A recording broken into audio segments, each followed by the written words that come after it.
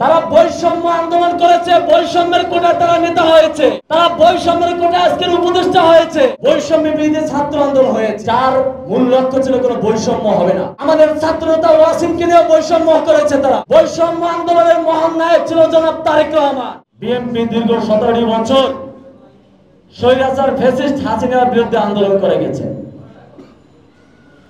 17 বছরে অনেক সহযোদ্ধা ভাই ও বোনেরা কারো বাবা হারিয়েছেন, কারো সন্তান হারিয়েছেন, আমরা হারিয়েছি আমরা অনেক আমাদের সহযোদ্ধাদেরকে। আমাদের অনেক ছাত্রদলের ভাইদেরকে গুম করেছেন স্বৈরাচারী হাসিনা। যখন জুলাই আন্দোলন শুরু হয় আমাদেরকে বাংলাদেশ জাতীয়তাবাদী ছাত্রদলের পক্ষ থেকে নির্দেশনা দেওয়া হয়, যাদের ছাত্রত্ব আছে আইডি কার্ড নিয়ে সবাই সম্মুখ যুদ্ধে রাজপথে থাকবে।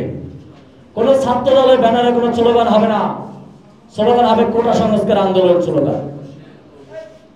আন্দোলন চলমান থাকে, তীব্র থেকে তীব্র হতে থাকে। স্বৈরাচার হাসিনার পেটোয়া বাহিনী, পুলিশ বাহিনী, যুবলীগ, ছাত্রলীগ, সন্ত্রাসীরা তারা তীব্র থেকে তীব্র সন্ত্রাসী কার্যক্রম চালায়। তারই ধারাবাহিকতায় সর্বপ্রথম রংপুরে আবু সাইদ হত্যার শিকার হয় পুলিশ পেটোয়া বাহিনীর গুলিতে। তার কিছুক্ষণ পরেই যেমন ঢাকার স্পটটা ছিল অন্যতম স্পট জুলাই আন্দোলনে, দ্বিতীয় স্পট ছিল চট্টগ্রামে। সেই চট্টগ্রাম সরকারি কলেজের ছাত্রনেতা আহ্বায়ক কমিটির অন্যতম সদস্য ওয়াসিম আকরামকে হত্যা করে পেটোয়া বাহিনী। আপনারা জানেন বৈষম্য বিরোধী ছাত্র আন্দোলন হয়েছে, যার মূল লক্ষ্য ছিল কোনো বৈষম্য হবে না। আমাদের ছাত্রনেতা ওয়াসিমকে নিয়েও বৈষম্য করেছে তারা।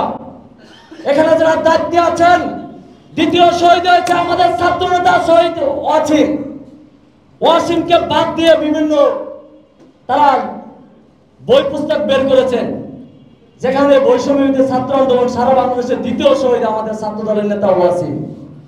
তাহলে আপনারা কি মনে করেন এখানে আমাদের বৈষম্য সৃষ্টি করেছে না? তারা বৈষম্য আন্দোলন করেছে, বৈষম্যের কোটায় তারা নেতা হয়েছে, তারা বৈষম্যের কোটায় আজকের উপদেষ্টা হয়েছে। তারা কিসের কোটায় আসলো? কিসের বৈষম্য আন্দোলন করলো? বৈষম্য আন্দোলনের মহান নায়ক ছিল জনাব তারেক রহমান। বৈষম্য আন্দোলনের মূল নায়ক ছিল ছাত্র দলের নেতা কর্মীরা। বৈষম্য আন্দোলনের নেতা ছিল যুবদল বিএনপি। বৈষম্য আন্দোলনের হাজার হাজার শ্রমিক নেতারা, আমাদের অনেক শ্রমিক ভাইরা আহত হয়েছেন, গুলিবিদ্ধ হয়েছেন, মৃত্যুবরণ করেছেন, তাদের নাম তারা বলেননি। বৈষম্য আন্দোলন করতে গিয়ে তারাই বৈষম্যের সৃষ্টি করেছেন। আমরা এই বৈষম্যের তীব্র নিন্দা জানাই। আমাদের যে সকল শহীদ হয়েছেন তাদের যথাযথ আমরা সম্মান চাই। দেশ স্বাধীন হয়েছে আমরা বলি, দেশ তো 1971 সালে একবার স্বাধীন হয়েছে।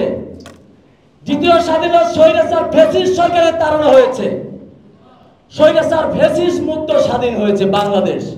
বাংলাদেশ তো আলাদা কোনো যুদ্ধ করে অন্য কোনো নাম হয়নি, হয়েছে বাংলাদেশ। 1971 সালের স্বাধীন বাংলাদেশ রয়েছে, শুধু স্বৈরাচার হাসিনাকে তাড়ানো হয়েছে বাংলাদেশ থেকে, যার বিরুদ্ধে শ্রমিক জনতা সাধারণ মানুষ বিগত 17 বছর আন্দোলন করেছে, জীবন দিয়েছে।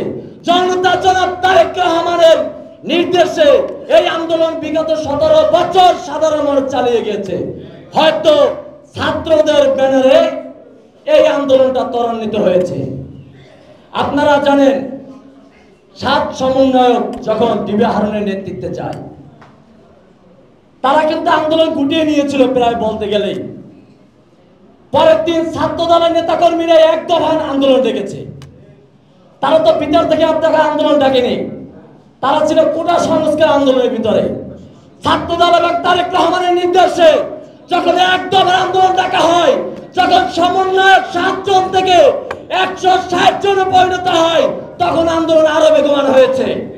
এবং আপনারা জেনে রাখবেন এই সমন্বয়কের মধ্যে অনেক রয়েছে ছাত্র দলের পোস্টের নাম দেয় নেতৃত্ব।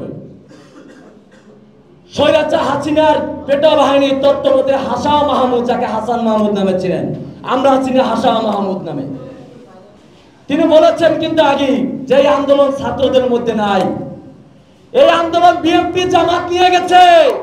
তার বাড়ি বুঝতে হবে আমাদের অবস্থান কি ছিল। আমরা মৃত্যুকে উপেক্ষা করে রাজপথে ছিলাম। আমরা এই আন্দোলন বেগবান করার লক্ষ্যে সর্বোচ্চ ভূমিকা রেখেছেন ছাত্র দল, ভূমিকা রেখেছেন শ্রমিক দল, যুব দল, বিএনপি তথা তারেক রহমানের বাংলাদেশ জাতীয়তাবাদী দল। আপনারা যদি শহীদ ওয়াসিমদের স্বীকৃতি না দেন, তাহলে আপনারা মনে করবেন শহীদদের রক্তের সাথে বেইমানি করতেছে। আপনারা স্বাধীনতাকামীর সাধারণ মানুষের সাথে বেইমানি করতেছেন। শহীদ ওয়াসিম যখন শহীদ হয় তখন চট্টগ্রাম উত্তপ্ত ছড়ায়, সাধারণ ছাত্র জনতা সবাই রাজপথে ঐক্যবদ্ধ নেমেছেন। একমাত্র শহীদ ওয়াসিম জীবন দিয়ে আন্দোলনকে ত্বরান্বিত করেছেন। যদি এটা অস্বীকার করেন, স্বাধীনতাকে অস্বীকার করবেন। যদি এটা অস্বীকার করেন, শত শত শহীদদের অস্বীকার করতেছেন, তাদের সাথে বেইমানি করতেছেন। সুতরাং বৈষম্য বিরোধী আন্দোলন করতে গিয়ে বৈষম্যের কোটায় নেতা হয়েছেন এবং আমাদের ছাত্র নেতাদেরকে বৈষম্যের শিকার করবেন, এটা আমরা কোনোদিন বরদাস্ত করব না, করতে পারবো না, করব না ইনশাআল্লাহ। ভাইরা আমার, স্বাধীনতা অর্জন করা সহজ, রক্ষা করা কঠিন। আমাদেরকে আরো সজাগ থাকতে হবে। অনেক সমন্বয়ক দেখবেন তার প্রিভিয়াস পজিশন ছিল ছাত্রলীগ। অনেক নেতাকর্মী দেখবেন জামাতে যারা বিশেষ করে ক্যাম্পাস ভিত্তিক জামাত নেতা হয়েছেন, তাদের পূর্ববর্তী 5 তারিখে গিয়ে ছাত্রলীগের নেতা ছিলেন। তারা যদি দেশ স্বাধীন না হতো, তারা আজও মনে করেন যে ছাত্রলীগের নেতা হয়েই বাংলাদেশে বসবাস করত। আমাদের ছাত্র দলের নেতা কর্মীরা, যুব দলের নেতা কর্মীরা, বিএনপির নেতা কর্মীরা, তারা কখনো হাসিনার কোন দলের ট্যাগ লাগিয়ে বাঁচেনি। তারা নিজ দলের ট্যাগ, জাতীয়তাবাদী আদর্শের ট্যাগ লাগিয়ে বেঁচেছে, লড়াই করেছে। প্রিয় ভাইয়েরা আমার, শহীদ ওয়াসিম জীবন দিয়ে দেশ স্বাধীন করতে আমাদের সক্ষম করেছে। যার জীবনের ত্যাগের বিনিময়ে আপনারা সবাই রাজপথে ছিলেন, হাসিনাকে হটিয়ে ছেড়েছেন, মালবাহী হেলিকপ্টারে হাসিনাকে ভারত পাঠিয়ে দিয়েছেন। সুতরাং সন্ত্রাসীদের সাথে কোনো আপোষ নয়, আওয়ামী লীগের সাথে কোনো আপোষ নয়। আওয়ামী লীগের পরিচয় ওরা সন্ত্রাস। 5 তারিখের পরে যেসব তাদের নেতাকর্মীরা আসছে, তাদের চরিত্র কিন্তু আওয়ামী লীগের সাথেই আছে, চরিত্র চেঞ্জ হয়নি। হয়তো তাৎক্ষণিক পিঠ বাঁচাবার জন্য জামাত বলেন অন্যান্য দলবানীদের সাথে সংযুক্ত হয়েছে।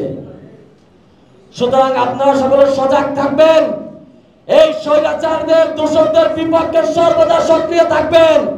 এদেরকে যেখানেই পাবেন রামদোলায় গিলে প্রশাসনের হাতে তুলে দেবেন, কোনো আপোষ নয় এদের সাথে। 17 বছর যেহেতু যুদ্ধ করে আপনারা মাঠে ছিলেন, আর কোন নতুন নেতাকর্মী আমাদের প্রয়োজন নেই।